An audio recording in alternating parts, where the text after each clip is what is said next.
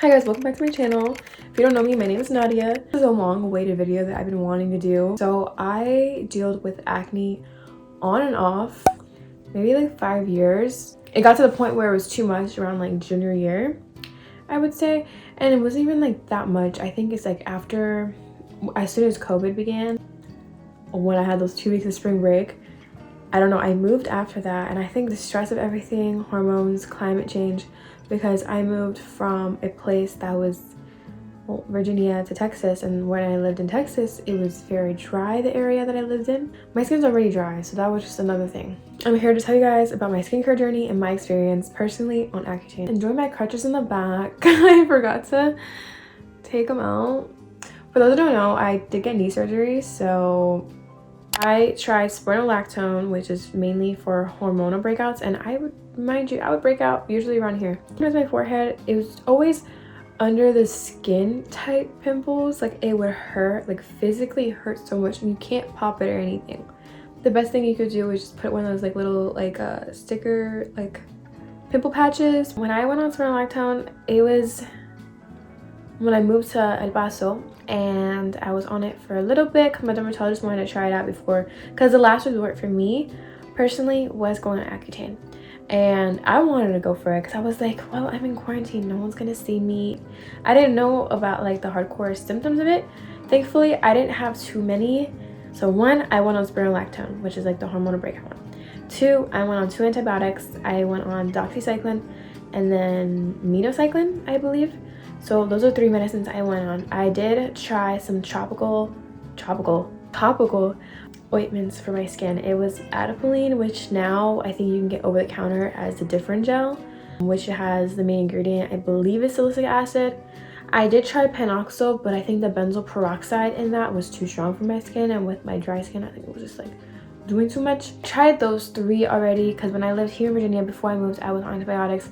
But when you're on antibiotics for too long, it's not good, and your body gets used to it. Like, it would flare, it would help with the flare-ups and like bring it down, but it wasn't to what I needed. Fast forward a few months, I will be adding pictures of all the like different time periods. I did keep some. It's just some that were so bad I didn't even want to take pictures of it, but I did for the most like important transformations along with the pictures. I believe I go on the medicine October of 2020. Yeah, because I had to get on other medicines to be on Accutane, and so yeah, so there's so much information about this, but yeah, it was definitely, I'm gonna say here and now though, like, it was worth it. So look at my skin right now. I have makeup, I know, but still, you can tell my skin clear. I went on the medicine in around October or November of 2020, and at the beginning of it, my skin was definitely inflamed over here. I got put on it, and it was a whole thing. I had to fill out these quizzes every time I would go on Accutane. It was like, the people who have been on it, you know how annoying it is. It's like the I pledge thing. So basically, when you're on the medicine, it is for women. You can't get pregnant. I was super young, so like, okay, I wasn't super young. I'm being dramatic. No, I was like, bitch, I was like 18. But no, I was 19. I was 19, and so I had to get put on birth control and Accutane at the same time. So I was very scared. I was like, oh fuck, like 2 strong ass medicines, like, oh, what's gonna happen now? Thankfully, I was fine physically, mentally. Maybe I was like a little like whatever, but you know, I think I handled it very well. I think I was actually not, it wasn't that bad. My skin began, and mind you, I had a trip to Miami in December, and I went on it the month before. I was like scared. I was like, am I gonna burn when I go to Miami and stuff? Thankfully I didn't. My skin was a little sensitive towards sun, but when I first went on the medication, so they have different amounts of milligrams of the medicine. So I think I actually went straight into 40 milligrams. I think the highest milligram was 80, and I went on the highest, but we'll get to that. So first, November, I go on 40, I'm gonna say November, I go on 40 milligrams. I'm on 40 for at least 2 months, and then move up to 60. And then when I'm on 60, I go up to 80, and that's for the rest of my treatment. I think I went on 60 for like 1 month, but I was moving up pretty fast because I wanted these results. Like, I was seeing progress, but I was like, oh, we're so close. So I'm gonna add pictures of me right now. This is when it was still summer. Granted, it was still very sunny over there. I was tanning a lot. This is like this picture right here. Pretty sure I was wearing a blue bikini. that was the moment I realized, like, damn, I need to go to the doctor because my body was tanning beautifully, right? Like a really pretty, like I can tan, like don't let this fool you, like I can tan. It's been a while, but I think that's probably the last time I got really tan. That was when it was purging, like it was just pain. Like I would get facials, you know, but it wouldn't even be like relaxing facials. Like now I get relaxing facials, I'm like, oh my god, this is so nice. Before I would get the ones where they extract everything. I would hurt like a mother, especially the ones by the mouth. Like, oh my god, it had me rethinking my whole entire existence. So yeah. Ugh, and the scar, I think my problem was too, I was picking at my skin and like the scarring. And then it's December. I stay on in December. I stay on 40 milligrams. I notice that my skin is starting to get like a little bit of, I didn't notice this until it became like more apparent. It became more visible, I'm just gonna say that. It became more visible in like January, February. I started to get, I don't know if I have a picture of it, but my arm, it's like gone now, but it started getting like a discoloration. I don't know if that was part of the medicine. I think it was like dryness, and it ended up going away, getting off the medicine. My dermatologist gave me another ointment for that. And then, okay, these pictures are so bad. I kept them on, like, this is what I kept on my eyes only on Snapchat back when I used to use Snapchat. Like that, like my skin progress update, my story, I would always just document it on there because, you know, it was pretty fast, the change, and a lot. Oh, by the way, I'd have to go once a month to the dermatology office and take a pregnancy test. And that's when I would do the quiz. Like you answer the same questions. But would I do it again? Yeah, it was worth it to me. Like every time I took the pill, I was like, clear skin. Like I would just be so happy, like this is gonna help me. Even though I did go through it a little bit. You know me, I just like silently went through it, but I was like, clear skin. A win is a win. So anywho, January is when I started, like, that's when I started noticing more symptoms. So I began having very dry lips. Like, I don't know if I'm gonna add this. I'm gonna add it, I think. But basically, it's just a picture of my mouth. I had like a cut right here, right there. Hurt so motherfucking bad. Anyways, that ended up going away because I ended up telling her about it, and then she gave me some stuff to put on it. The other symptom that I got was my nose. Like, not that it was bleeding. Sometimes I would have a little bit of nosebleeds, but I guess it's like near like mocos, like whatever. It sounds better in Spanish. I don't say moco, whatever. I'm not gonna say it in English. Whenever I blow my nose, it would be kind of like hard and bloody. Y'all, if you have a weak stomach, or if you're not about like getting down to the little fucking detail, get off now, because I'm gonna be getting like deep into it. And then move on to February. That's when it starts to clear up a lot.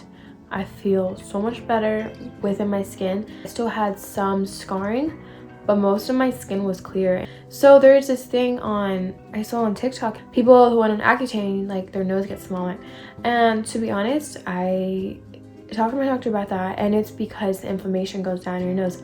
And I did notice that too, because looking at pictures of me when I was like before Accutane, my nose did seem a little bit like swollen. I think also just maybe like go into your face too. I don't know. I still experience very dry skin, like dry patches around my nose, like over here. So when I do makeup sometimes, it's just not fun, because I hate seeing the texture, and that's like what you're gonna see. So exfoliating is still good, just like a gentle exfoliator. And then I move again a year later. I know it's a joke at this point. Like, I moved April 30th to Texas. April 30th I moved back to Virginia. So I'm still on the medicine, but then I'm kind of nervous because I only have 2 packets left, and then I'm done. And then I go back to my old dermatologist, and he's like, oh, we don't prescribe Accutane, I don't like it. It's like, what do you mean you don't like it? Mind you, this is a time where like COVID is very high and stuff, and so I call recommended dermatologists because they recommended to other ones. All of them weren't accepting new patients for another 6 months. So I was like, oh well. She wanted me on medicine for 10 months, but you know, I couldn't really do that. I'm so glad I got the last packet though, because that last packet at 80 milligrams really made a difference, because it would really just hit my skin very strong. The scarring started going away, and even after I was done with the medicine, I did have to be careful though with my sun, like getting sun that summer. So I really didn't get to tan too much. I feel like even until now I haven't really gotten as tan as I was before. I definitely do take a lot better care of my skin, and I put sunscreen and stuff. And on the medicine, I didn't drink, obviously. It says you're not supposed to, which I didn't want to anyways. I was like, I'm not letting anything come in the way to my clear skin. So I was like, I don't even care. But now I'm gonna go into my morning routine. Usually I go in with my Youth to the People Kale Spinach face wash. I've been using the e.l.f. Holy Hydration moisturizer, and that, it's like so nice. It stays cold and it feels so good on my skin. And in the mornings, of course, you have to apply vitamin C and sunscreen. Make sure you apply enough sunscreen too, not just one little dot for your whole entire face. You need to make sure it covers everything, and make sure to bring all your products down to your neck because that is very crucial. So yeah. And then moving on to my night routine, that's when I really try to put all the moisturizing products as much as I can. And I go in with my CeraVe normal to dry. I'm pretty sure it's like the foaming one. It's like a one that's like thicker. And then I go in with my snail mucin. And then I go in with a new product I just got that I'm obsessed with, is the Polyglutamate Serum by Inculus. I go in with my CeraVe healing ointment, and you can use this any part of your body. Like I even use it on like my legs after I shave, just my arms and everything. But yeah, I put this all on my face. So if you want to look like a glazed donut by the end of your skincare routine.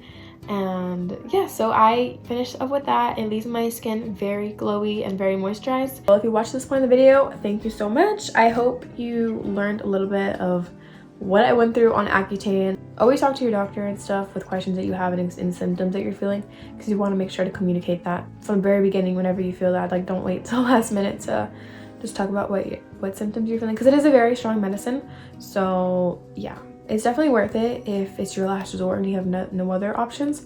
But to be honest, the symptoms were there, but at the same time I kind of pushed through it, and I always reached out to my doctor whenever there was something that was like too much, and it was fixed. But yeah, thank you so much for watching the video, and I will see you guys soon.